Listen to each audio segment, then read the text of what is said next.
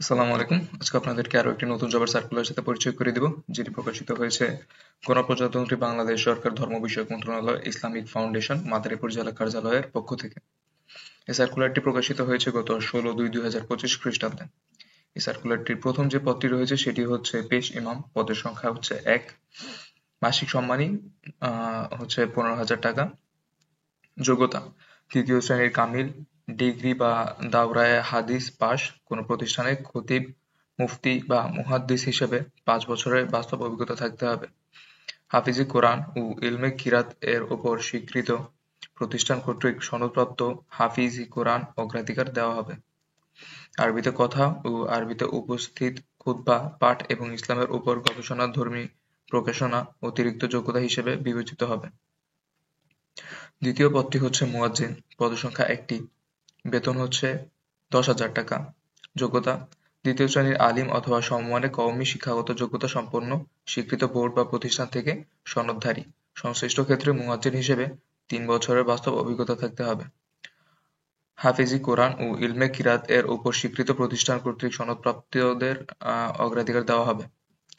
তৃতীয় পদটি হচ্ছে খাদিম, পদসংখ্যা 2টি, সম্মানী 7,500 টাকা।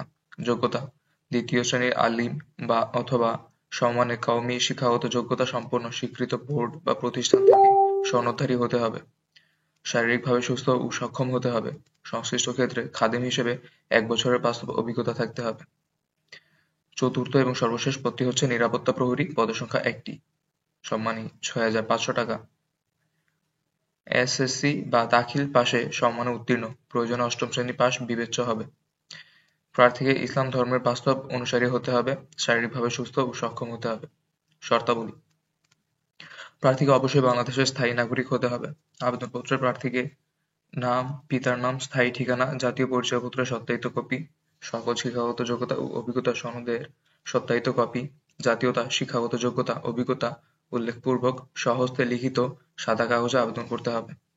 আবেদনপত্রের সাথে নিম্নলিখিত কাগজপত্রসমূহ সংযুক্ত করতে হবে: পৌরসভা বা ইউনিয়ন পরিষদ কর্তৃক প্রদত্ত নাগরিক সনদপত্র, সদ্য তোলা পাসপোর্ট সাইজের 3 কপি ছবি এবং প্রথম শ্রেণীর গেজেটেড কর্মকর্তা কর্তৃক প্রদত্ত চারিত্রিক সনদপত্র, জাতীয় পরিচয়পত্র, সকল শিক্ষাগত যোগ্যতা ও অভিজ্ঞতা সনদপত্রের ফটোকপি গেজেটেড অফিসার কর্তৃক সত্যায়িত করে হতে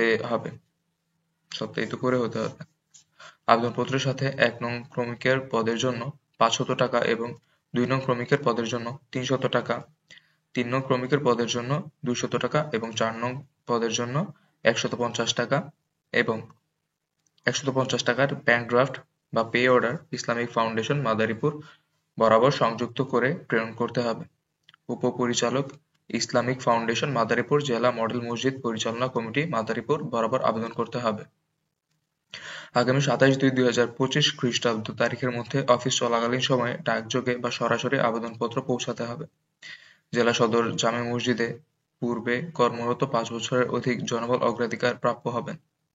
অসম্পূর্ণ, ত্রুটিপূর্ণ ও বিলম্বে প্রাপ্ত আবেদনপত্র বাতিল বলে গণ্য হবে। খামের উপর পদের নাম সুস্পষ্টভাবে লিখতে হবে। বাছাইকৃত প্রার্থীদের পরীক্ষার তারিখ ও সময় পরবর্তীতে জানানো হবে। কোনো প্রার্থী একাধিক পদে আবেদন করতে পারবেন না।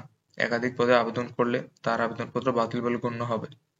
প্রার্থীকে নির্বাচনী পরীক্ষায় অংশগ্রহণের জন্য কোনো প্রকার টিএ বা ডিএ প্রদান করা হবে না।